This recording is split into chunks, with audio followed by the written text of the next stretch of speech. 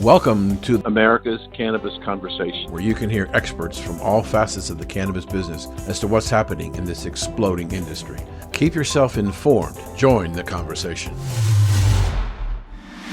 Hello and welcome to America's Cannabis Conversation Quick News. I'm your host, Dan Perkins.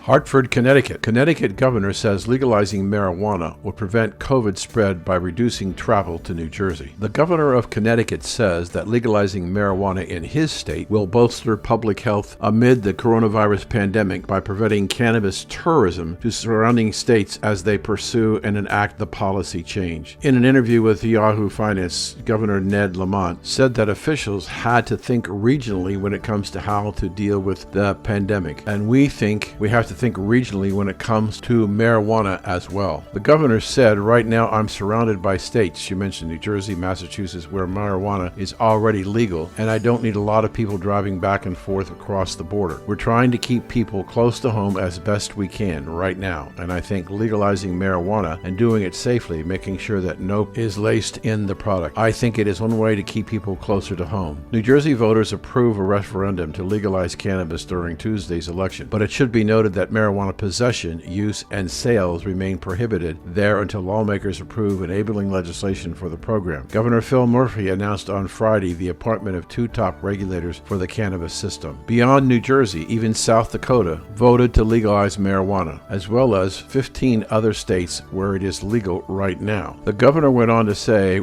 that there is a fair amount of history in the combined 15 states plus Washington, D.C. Democrats increased their majority in Connecticut state legislature this week during the election, boosting their chances of legalization can get done in 2021. South Dakota voters made a wrong choice on marijuana legalization, the governor says, as lawmakers weigh the challenges. South Dakota voters spoke decisively when they legalized both medical and recreational marijuana during Tuesday's election. But the state governor says that this was the wrong choice, and a top lawmaker is voicing concern about implementing the adult use program, which is now protected in the state constitution. I personally was opposed to these measures and firmly believe that they're wrong choice for South Dakota communities, Governor Kristi Noem told reporters. We need to be finding ways to strengthen our families. I think we're taking a step backward in that effort. Meanwhile, House Speaker Stephen Hoggard said on Wednesday that the broader legalization initiative contains a number of provisions that will have to be addressed legislatively. You really need to figure out if a constitutional amendment is sufficient in itself to clarify some of those issues. I suspect we're going to have some challenges to this for a long time. The constitutional amendment for adult use cannabis will make it so people 21 and older will be able to possess and distribute up to 1 ounce of marijuana, and they will be allowed to cultivate up to 3 cannabis plants. Upon formal passage, legalization will become law on July 1st, 2021. The Department of Revenue will be charged with developing licensing regulations by April 1st, 2022.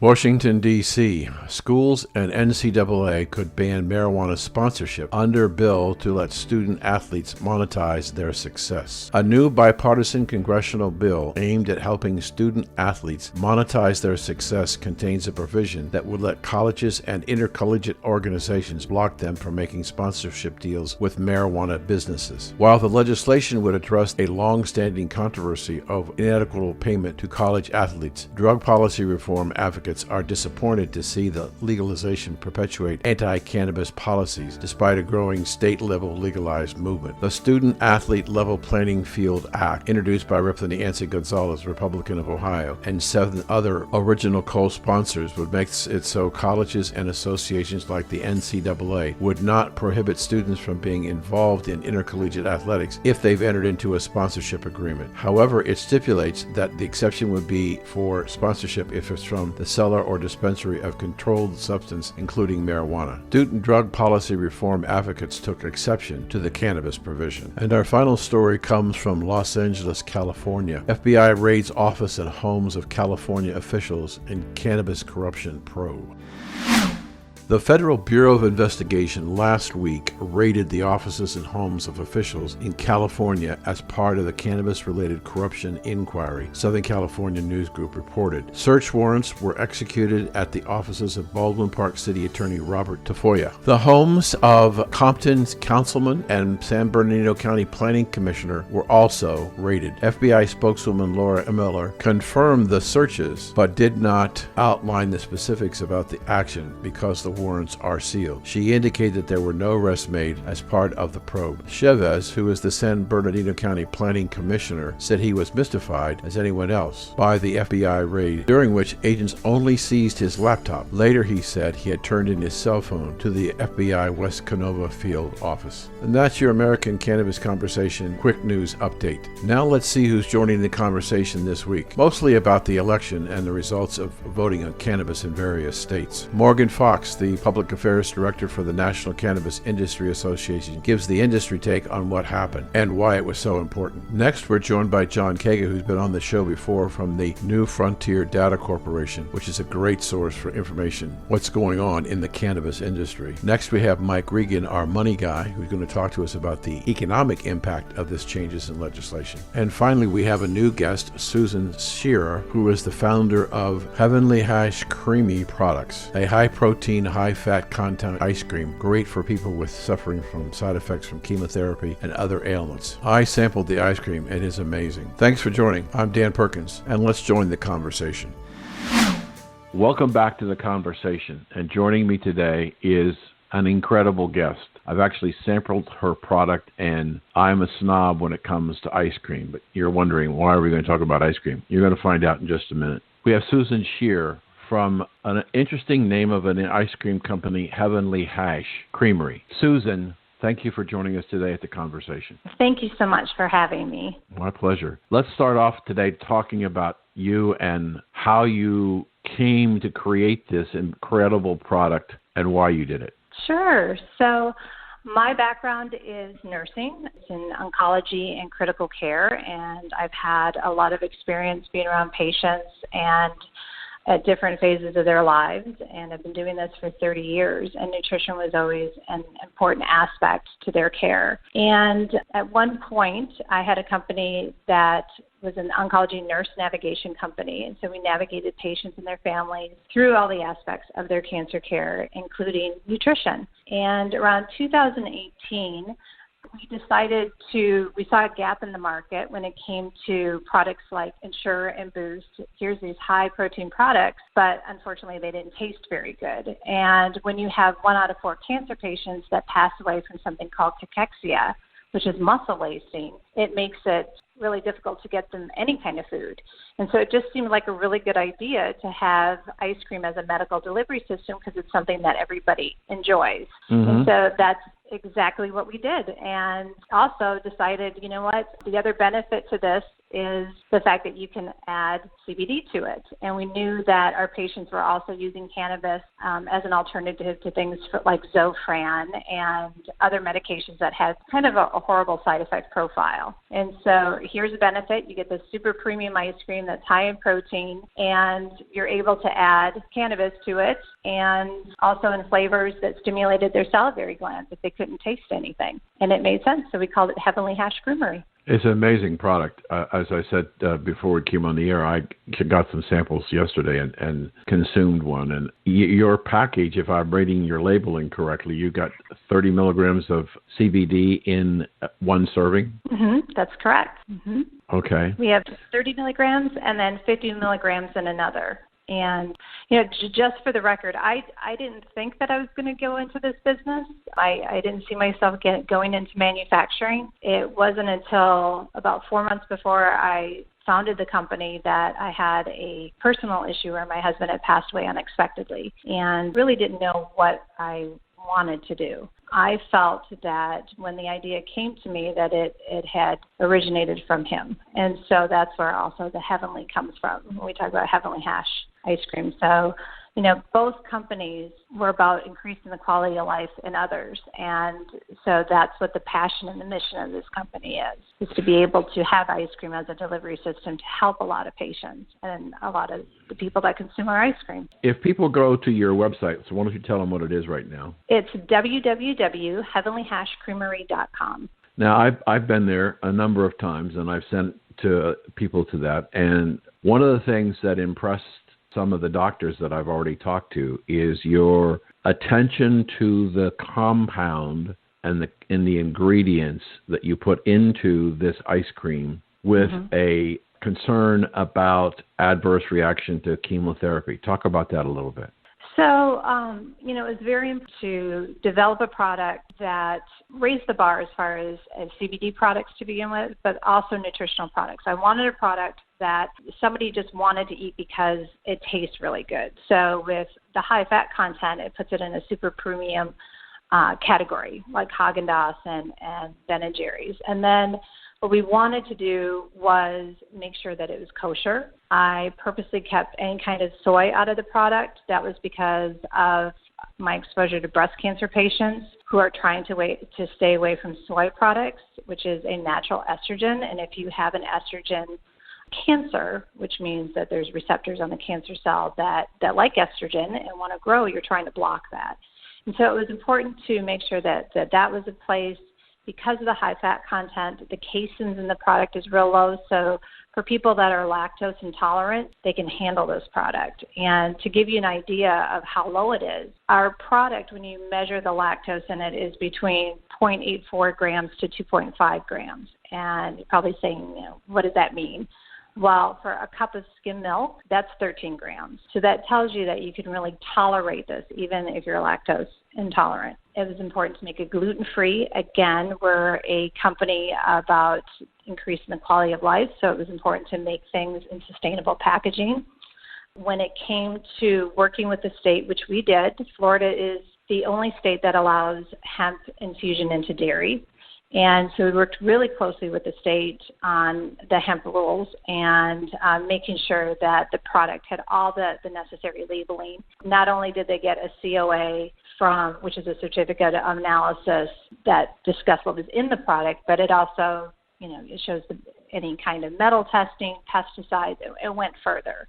And so trying to give patients as much and consumers as much information as possible, and that's what we did. So we paid a lot of attention to detail. We probably took about a year to do it.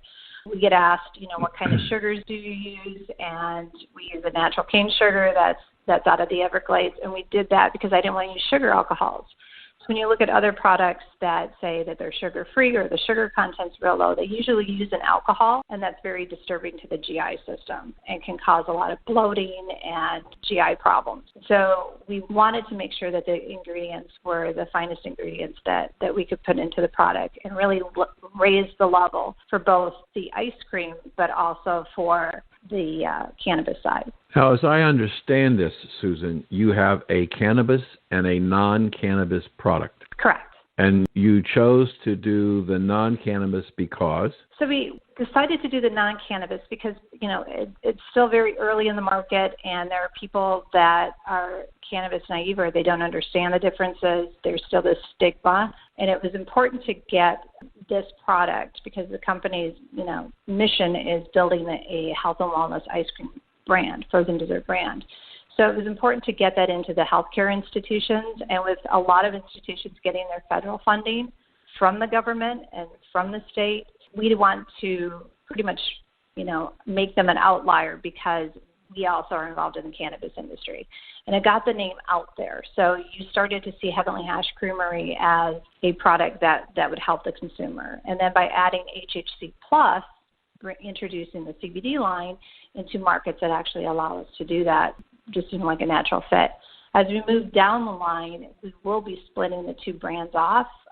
One will have Heavenly Health, and the other one will stay Heavenly Hash Creamery as we continue to do our development. If you could just step back for a second and tell us again about the process that you went through with the state of Florida. You went through that really fast, and there's a lot there, but let's unpack that a little bit. Tell us again what Florida did when they heard about your product. Well, in 2018, when we were trying to figure out if this is a product that would even move, we pretty much did a test the market, had it in 20, 40, 60, 80 milligrams. And, of course, at that point, Florida wasn't ready for this. We were deciding what we were going to do with hemp and regulation and CBD, and it was kind of a gray area. And we decided once we got the feedback that we would stop production, work on the base formula where you're seeing all those, the gluten-free and everything that we had worked on, and then had conversations with the state as they were trying to form their hemp rules. And knowing that we had a product, the credibility of what we do as a company was very important to them. In 2017, I actually wrote a law for the state of Florida. I wrote a law that changed the Patient Bill of Rights, which allows every patient in the state of Florida to have a person that they're choosing to an inpatient or outpatient healthcare facility while receiving care from your physician. And so because I was already introduced to that arena and doing lobbying in Washington on behalf of cancer patients, they knew that where we were coming from as a company was for the betterment of the industry and also for the betterment of the consumer. And so they were very much engaged. We talked about what we would do with the hemp. We actually invited them to our runs. They were there when we ran our first runs with the ice cream. They tested the ice cream up in Tallahassee. And knowing that we are basically the poster child for wholesale manufacturing of CBD ice cream, other states are looking at our Department of Ag and saying, okay, how are you doing this? And so it was really important that we work very closely together and to make sure that even the process of testing the ice cream was streamlined. When you have a new product that's never been tested before and people don't know how to test it, obviously you can get different ranges and it can be really confusing. So we'll work out all the bugs before Unilever.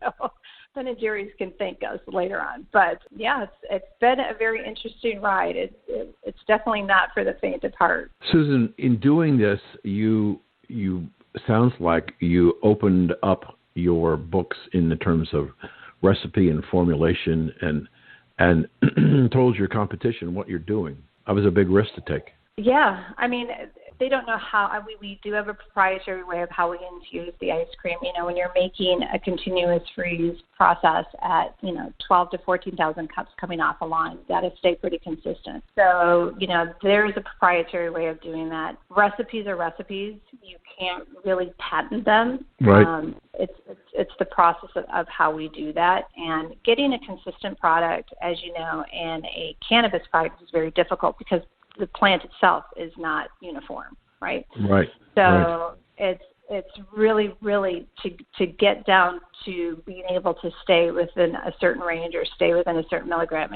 is very, very difficult, and it took a very long time to be able to do that. And so there are things that we've done aren't exposed, but as far as, our flavors, you can look at the ingredients on the label, you know what's in there, you just don't know exactly how we made it, which is just fine. Good.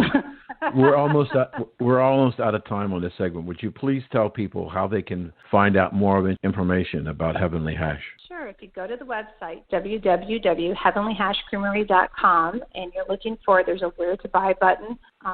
You'll see distributors, because we actually do have distributors that distribute to retail locations. We don't sell out of our locations, so you want to go on there and look into your zip code, and you'll find the locations that are your area. Terrific. We've been speaking to Susan Sherer of Heavenly Hash CBD-infused ice cream. If you missed any part of this interview with her, you can go to W420radionetwork.com, go to the archive section, and listen to her. It's a great story. We'll be right back. You're listening to America's Cannabis Conversation on W420radionetwork.com.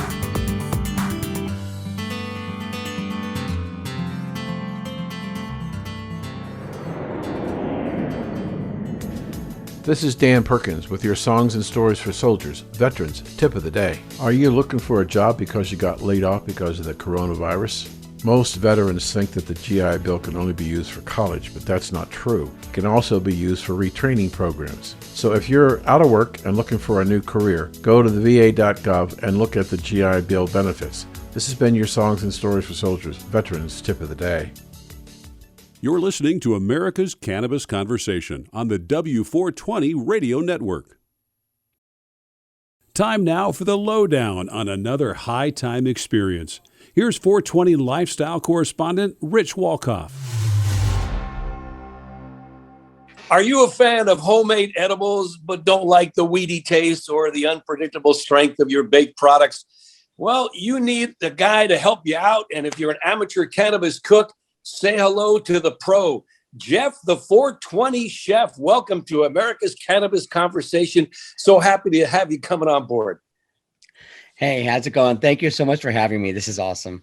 Yeah, well, when you are called the Julia Child of Weed or the Ganja Gourmet or the King of Edibles, that's quite a distinction. So tell me about the genesis. How in the world did you get into creating cannabis culinary edibles that are better because they don't smell or taste like cannabis? Well, I'll tell you, I started out like everybody else, basically throwing weed into brownies. Didn't really work so well. Then I did the next step. I started making Canna-butter, canna oils, the old-fashioned way in a crock pot. And ultimately, my edibles were very danky tasting. And, we've been putting up with that because there was no reason not to, at the time. And then about, I'm going to say 12 years ago, a family member ended up being diagnosed with terminal brain cancer. And one of my friend's mother was simultaneously diagnosed with terminal ovarian cancer. And both of them wanted to medicate with cannabis, but they didn't want to smoke. They wanted edibles. And of course, I went back to my roots and I made edibles that were like the old tried and true. And the comment that came back from both of them was, all right, we felt it, but we hated the taste. Your food is always so good, but the taste is overpowering. We don't want to know we're medicating. If you can figure out a way to take out the taste, then, you'll have something for us. So it took me about 18 months to figure it out. Unfortunately, neither of them got to try it, but that was the catalyst to get me to figure out how to remove the compounds responsible for that weedy odor and taste in the edibles. The second part of it was they were saying, how strong is it? We don't even know how strong it is. You have to figure out, how to dose this. And this is really the genesis of the industry at the time. Nobody knew how potent their edibles were. They were just guessing, and a 500 milligram cookie was not rare at the time. Then I figured out dosing and what microdosing was, and ended up taking all of that and combining it into a mission for me, which was to make the cannabis edible consumption experience simple and easy for everyone. That's awesome. 500 milligram edible. I mean, you're going to become an astronaut, or you strap it on tight. Now, the science and art of cooking is an amazing synthesis. So talk a little bit about that, because you are a chef that has combined the scientific knowledge of how to curate the cannabis in your cooking, in your edibles, but you're able to extract the odors and the flavor of cannabis, which would be a deterrent or a detriment for many. Yeah, what I realized in this process was that there were certain compounds in the plant that were causing that taste, like anything, any herb, any spice, that there's a compound that will impart taste to food. The taste that you're tasting from cannabis, though, is the taste of the burnt off terpenes, the terpenes, flavonoids, and chlorophyll. But there's a very important component on the plant called the trichome. The trichome is the gland of the plant that houses the cannabinoids like THC or CBD if it's hemp. Well, that trichome is it does not wash off in water. It's hydrophobic. However, the other compounds, there are various ways to get rid of those other compounds. What I realized was that it didn't matter what strain I used. It didn't matter if I used a strain called Forbidden Fruit, which is very fruity, or if I used a strain called Green Crack, which is very grassy. The overpowering herby flavor at the end in every edible tasted the same.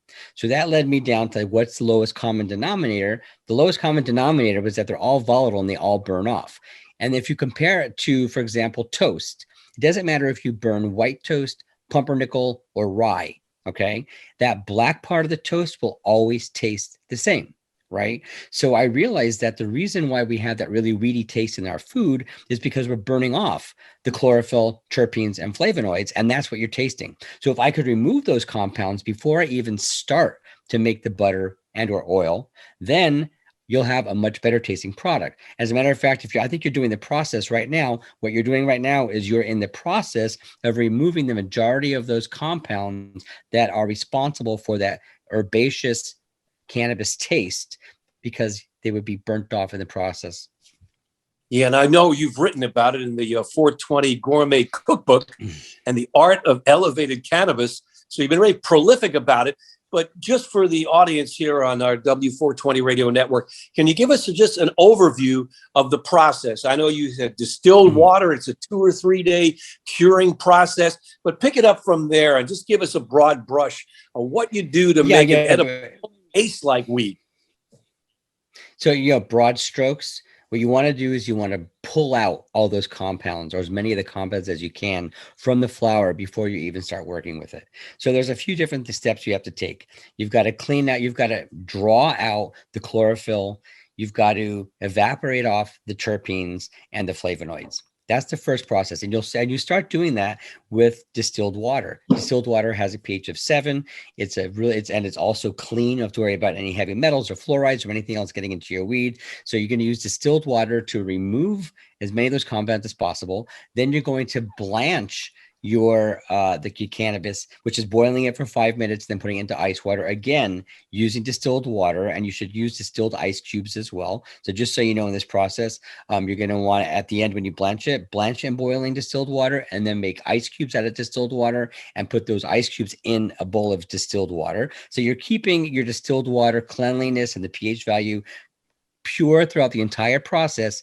And then the second most important part of the process is to dry and decarboxylate, or decarb, your flour. When you decarb your flour, what you're doing is you are removing the acid molecule from THCA. So when you get the plant in the dispensary, your buds, you could eat it all day long. You won't get high from it because it has THCA in it. It doesn't have THC. The THCA converts to THC in a low temperature and time environment. And then the final step of the process is basically to dry and decarb it in an oven, 240 degrees, for about 60 minutes or so, until you have your dried cannabis. And then you can infuse it into butter or oil. Okay, now you came up with something that's really clever when I think about the mystery of how potent is an edible. I know that there's labeling now for commercially produced edibles that you get at a dispensary, but your THC calculator, tell me how that works.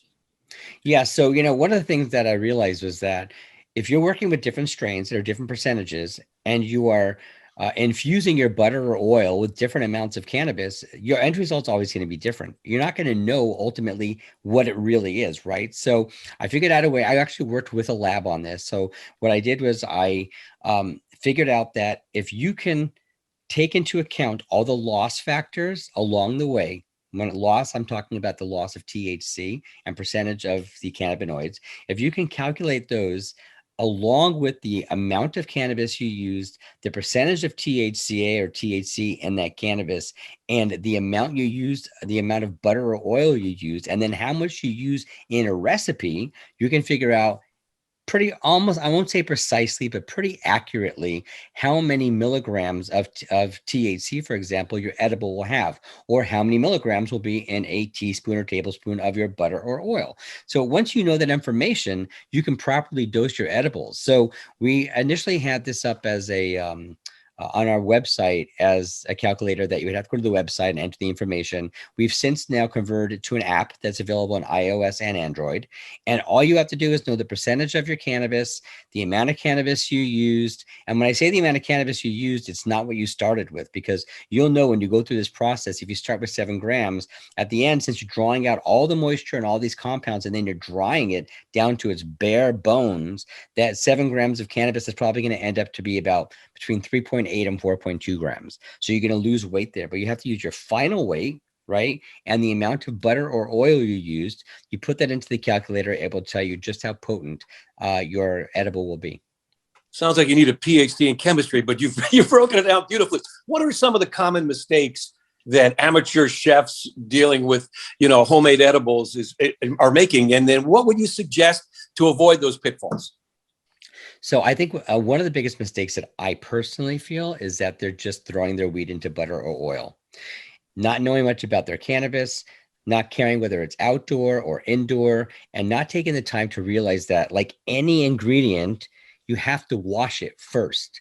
99.9% of the chefs out there don't do that yet. Some of them are starting to. If you are going to go from flour to butter or oil, you have to clean your bud, because you don't know what touched that bud. But whatever is in that bud, in addition to those compounds I told you about that are responsible for the weedy odor and taste, there's also contaminants in there. I mean, if it's an outdoor grow, I just taught somebody how to go through my process. They got some stuff from outdoor, and at the bottom of the jar, he saw all these tiny little caterpillars, right? Yep. So if you were to throw that into your butter or oil without even checking it, you would have had caterpillar butter or oil, So those are some of the contaminants that can get into that. There's also microbes and bacteria, and people are handling it, and it's going through a lot of different phases until it gets to you, right? So you've got to clean your weed. That's one mistake that chefs don't do. Some chefs or home cooks will try to use distillate, or they'll try to use shatter or wax or some sort of concentrate. Also, not something that I suggest using unless you know exactly what you're getting, because if you do, a lot of times those might be processed, for example, with BHO, butane, right? You'll have residual solvent, or you could have residual solvents in your butter oil. In California, we're a lot luckier because we have very clean cannabis here. However, in many other states, we don't. And you don't know what you're getting, where it's been, and you're just throwing all that into your butter oil and you're contaminating it. Consider my mind duly blown. That is very cool. Well, the banana, when you get it really ripe, has got much more sugar because everything has just over-ripened, right? And that's the correct local process. So that's a great analogy for the weed world. That's fascinating, Jeff. So what's on the horizon for you? I know we can reach you at jeffthe420chef.com. You hope to get your edible home going soon, but what are you up to?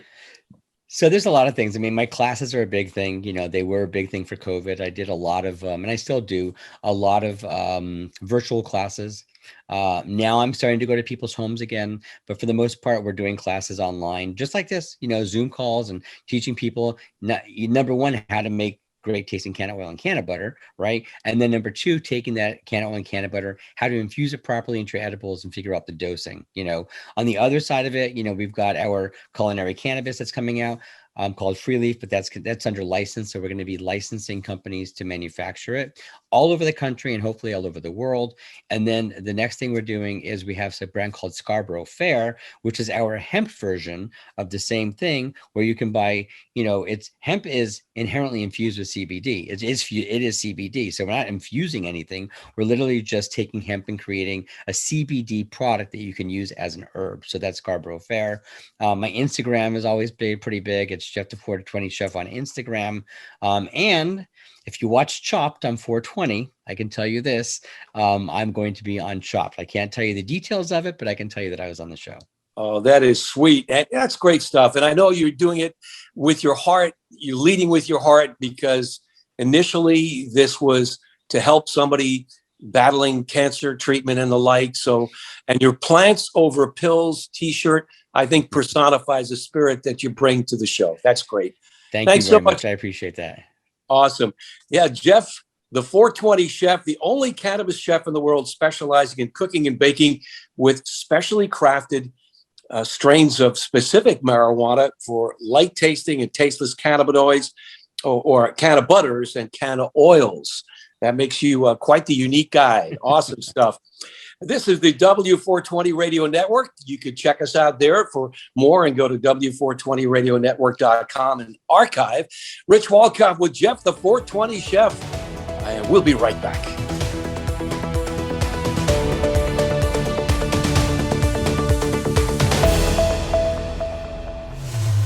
Welcome back to the conversation. And joining me today is Mike Regan, our money guy.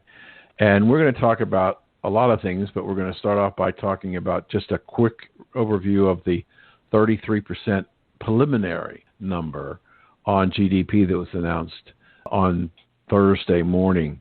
Good afternoon, sir. How are you? Doing pretty well, Dan. How are you doing? I'm fine, thank you. Thanks for joining us today. Significant number, 33%. I mean, I know it's historic, but is it a significant number from your standpoint? Well, first, it's always the thing to keep in mind with such a large number is it was, off of such a large decline, so sort of a shift of pent-up demand after shutting down the country. So it would certainly not extrapolate 33% out into the future. But it seems to have still been larger than I think a lot of economists were expecting. In terms of just sort of I think you have to sort of look more at the overall broader trend, but that is still somewhat stronger than at least the people who are tracking this were expecting going into this print essentially. So we're going to have in 30 days a second look at the number, and then another 30 days after that, or just before the end of the year, we'll get a final third quarter GDP. Do you expect that this will hold, go up, go down? What do you think? In terms of the broad economy, it's somewhat beyond sort of my experience and estimation. I usually look more sort of specific industries and still trying to understand how individual companies growth prospects can play out. I mean, I know in terms of this one, it was driven a lot by autos, which basically like no cars were sold in April or even produced, and then that's had a rebound, and that's sort of a pretty large ticket item that shifting a few months from one quarter to another quarter can drive a big jump, but it's not so much that sort of an underlying trend. I guess it's more sort of a stronger than expected at least growth rate for this period. I guess generally it's talking about sort of the strength of the economy if you're not going to lock it down. But in terms of sort of my focus, I try more to look at more specific industries such as cannabis, where it's a little easier to understand what the main drivers are versus the overall economy at large. Let's move on to cannabis. In the latest release from the National Cannabis Industry Association says that they're still on track for about a 40% growth in sales. And depending upon how some of these new states kick in on the recreational side, like we talked about New Jersey possibly being out in 30 days, we could exceed that 40% increase in sales for the year. Have the cannabis stocks in general followed the 40% increase in sales? Well, so in terms of the 40% increase in sales, it comes down to what you're sort of looking at. But generally, through the pandemic, the cannabis sales have actually been a lot stronger than expected, in part being declared essential businesses, sort of unlike a lot of other industries. So basically, the sales have continued on despite the dislocations in jobs from COVID and such in the lockdowns. Stocks in general, they especially ran up after the vice presidential debate when Senator Harris mentioned decriminalization. But the thing to always keep in mind when looking at cannabis stocks is that they're not a monolithic asset class, if you will. The cannabis industry is still smaller micro market. And the way I typically split them in my mind is the Canadian operators and the U.S. operators, meaning it's not where the stocks trade because they all trade in Canada.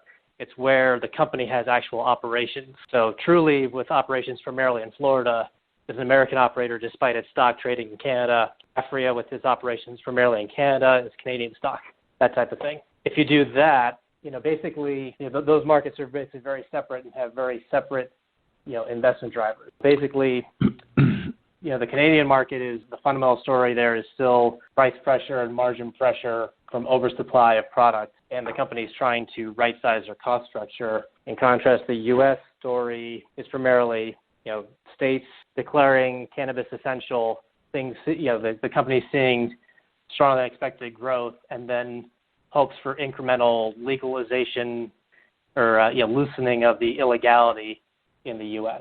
So if you break it down by that, just to your question about the stocks, though, basically for the past month, the American operators are up about 16% on average. The Canadian ones are up 6%, but there's an awful lot of divergence within that. Between like Aurora being down 22%. On the trailing month, essentially. So let's look at some events, and let me get your feedback. The largest market in the United States is California. They've got fires going in the growing areas. and they've been going on for weeks. Now we had fires that are now breaking out in Colorado that are threatening the Colorado crop. So if we have significant destruction of the crops in Colorado and in California, what does that do to the price of the raw product? Well, I mean, any product, it's dependent on supply and demand. So if you reduce the supply, the price will typically go up. And that actually, even in Colorado before the fires, it snowed last September. It snowed about a month ago, and there was a lot of fears that would actually, harm the crop because they hadn't been harvested yet because it was such an early frost. That's sort of standard with any agricultural product. But yeah, if a significant amount of supply gets destroyed by the fires or by the weather, that would reduce the supply, increase the wholesale price, and then it's a function of if the demand continues to grow. I mean, both those areas are still seeing. I mean, California report, according to Headset, grew about 35% in the month of September. Colorado was up about 37% in the month of September, and these are still large, mature markets. So it remains to be seen if the fires have really started to. I mean, obviously they destroyed some crops, but it remains to be seen if they're going to actually drive pricing, disrupt the supply enough to actually change the pricing dynamic within the sector. So if I look at the price of cannabis in California and Colorado over the last 30 days, has it stayed the same, not gone up? I say I actually don't have that specific data at my fingertips right now. Some sources of it that have that, I just don't. I can't opine on the actual move that recently or that quickly. Okay. So we're looking at the fires and snow. I guess another major snowstorm is coming in this weekend. But if this is an agricultural crop, at least for people who grow it outside, it's subject to weather conditions, just like corn or wheat or soybeans or anything else. So I look at the growth rate in sales and the expectation they'll grow even more. There's been some discussion about that the real growth rate in the legal market is coming from the illicit market. Forecasts were that there would be about $67 to $68 billion of sales in the illicit market, and now they're thinking maybe it's going to be 63 or 64, with a decline switching over from the illicit market to the legal market. And I'm trying to figure out, why would a person who's been buying cannabis illegally all of a sudden switch from illegal to legal when these dispensaries are open right next door or on the same street as the legal dispensaries? The governments don't seem to be doing much about them. So why would they assume that a consumer would change their buying habits? Well, that's basically one of the key legs to the revenue growth in cannabis. Is the thing to always remember with cannabis is it's a growth market from the legal cannabis market is a growth market for investors. It is not a new market. It's an existing market that's just uninvestable and untaxable for governments in the illicit market. I mean, you threw out about $68 billion, for many estimates sort of in the 50 to 70 billion range. But the key growth dynamic for for cannabis at first, there's basically two legs of it. The first is gaining share from the illicit market in the legal market, gaining share from the illicit market. And you asked about converting customers over. It essentially comes down to the price has to be competitive enough, the product quality has to be there and the shopping experience convenient enough to first convert the users that are used to doing it on the illicit market. And then it secondarily then brings in the second growth phase, which is converting people who aren't heavy consumers at all, or not consumers at all, or not heavy consumers from the illicit market into consumers in the legal market. The person that wouldn't buy from the illicit but then is happy to buy from the legal market. And that's basically the first leg of growth. And we've seen that in Colorado, where sort of no hard estimates on this, but you're seeing Colorado reportedly has basically shifted primarily to the legal market from the illicit market. In California, where the dynamic is more what you're talking about with, especially in Southern California, there's issues of the sort of a gray market where the customer may not even realize the dispensary is technically illicit by not tracking the product, not paying all the taxes, not having all the licenses, et cetera. We've just seen in Canada, because the interesting thing about Canada is the government actually reports their estimate of the illicit market in their GDP reports. For the first time in the second quarter, the legal market overtook the illicit market in Canada. So according to the Canadian government, I think it's now 51% legal, 49% illicit up there. So, and again, it comes down to the price has to be low enough, the quality has to be there, and the shopping experience has to be convenient enough to convert those initial users. But that's a much lower bar for sort of new users who didn't consume in the illicit market and are now entering the legal market. Well, unfortunately, Michael, we're out of time, so thank you for joining us today. Would you tell our audience how they can follow you and get your words of wisdom? Sure. So I publish my research on my website, mjresearchco.com. That's MJ, the word research, co.com, and that's where you can find comp tables and additional value-added research coming soon. Super. Thank you for joining us. If you didn't hear all of Mike's interview today, you can go to w420radionetwork.com and listen to not only this show with Michael, but previous shows with Michael and other people on the... If you didn't get a chance to hear all of this interview with Michael, you can go to w420radionetwork.com and you can go to the archive section and listen to this show and other appearances from Mike on America's Cannabis Conversation. We'll be right back.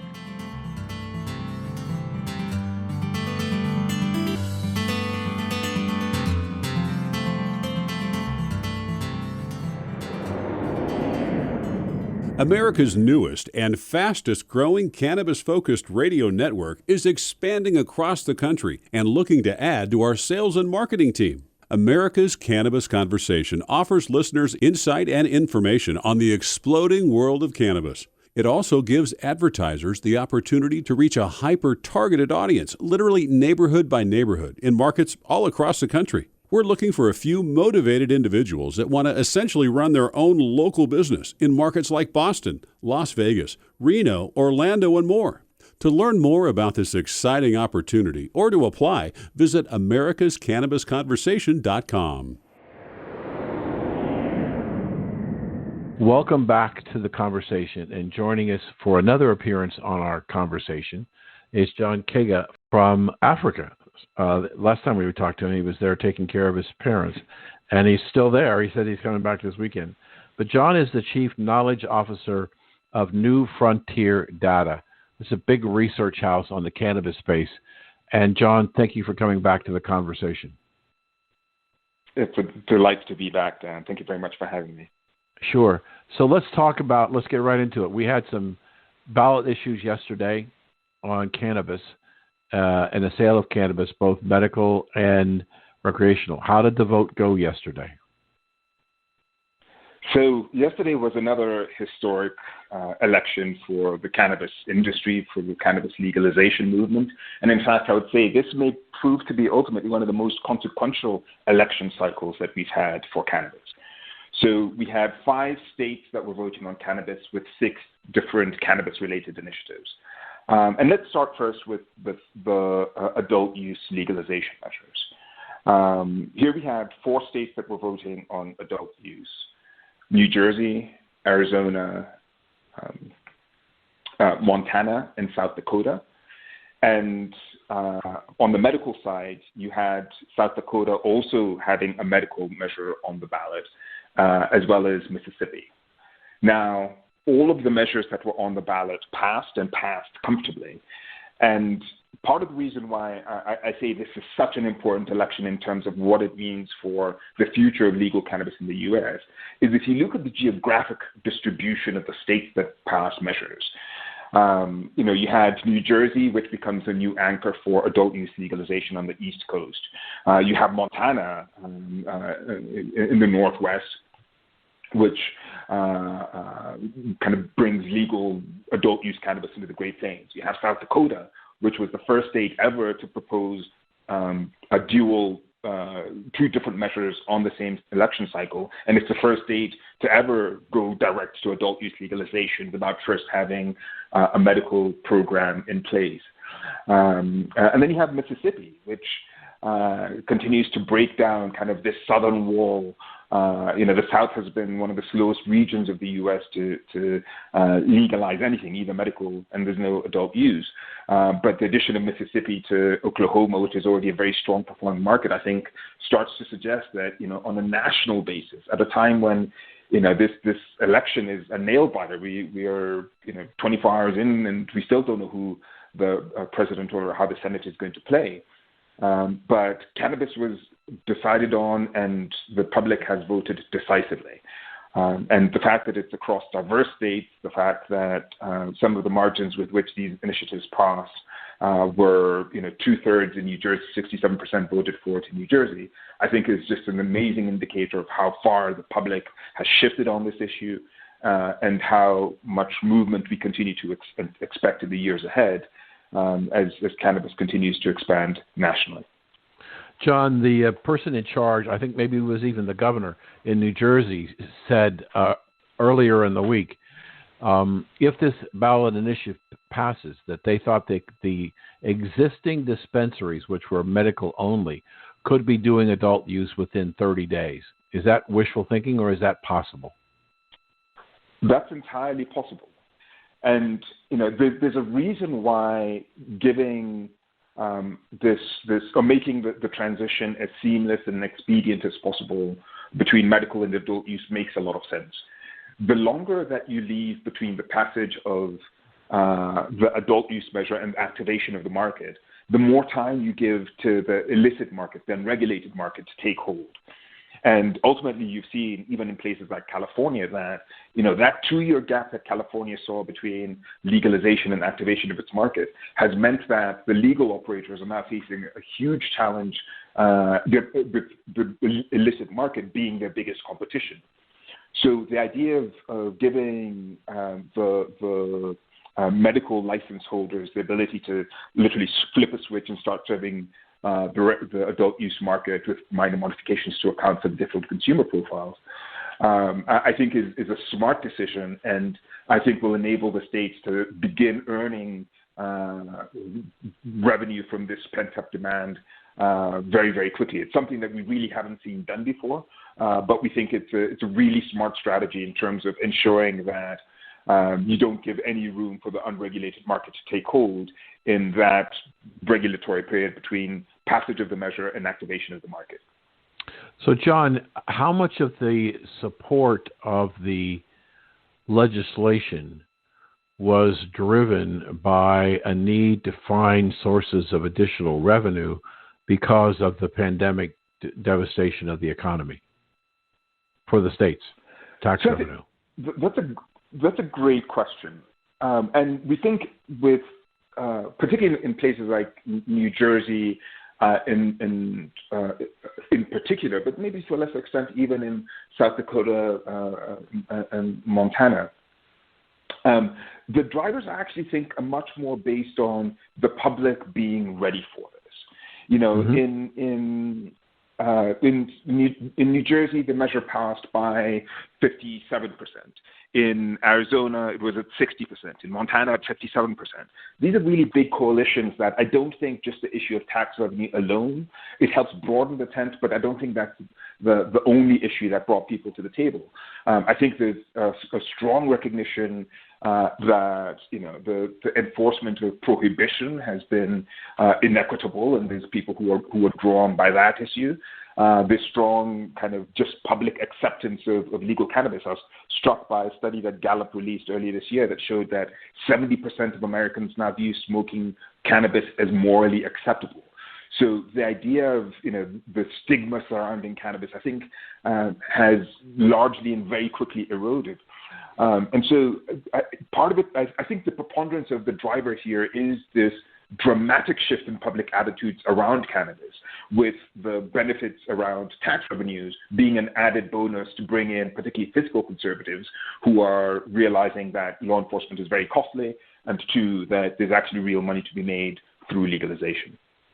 John, there's been some stories that the most important, and you kind of alluded to it a few moments ago, the most important vote was in New Jersey because it creates enormous pressure on New York State, Pennsylvania, and Connecticut to join the fold, or if they don't, their citizens will wind up going to New Jersey to buy legal cannabis. You think that makes sense? We not only agree with that analysis, we actually think that the impact of legalization in New Jersey is going to extend even further down the Mid-Atlantic. I think this is going to place to drive additional pressure in places as far south as Delaware, Maryland, potentially even into Virginia, which is now trending blue. And the reason we say that is this, in a way that you don't see in the western states, the eastern seaboard, so that corridor between D.C. and Boston, has one, really high population density, and two, really kind of great mobility and transportation access. So it's really easy to get from, say, Washington, D.C., which is about as far south as I would draw this line, into New Jersey.